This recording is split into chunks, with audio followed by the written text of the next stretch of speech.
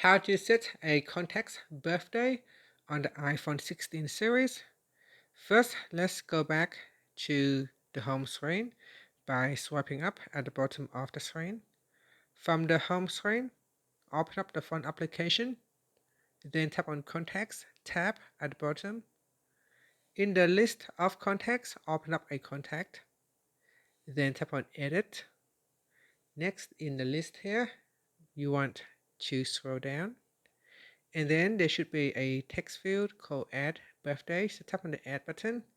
And in here, you can choose the day, the month, and the year. And then tap on Done.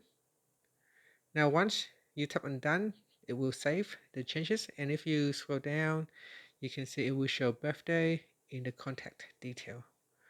Finally, you can swipe up to go back to the home screen. Thank you for watching this video. Please like and subscribe to my channel for more videos.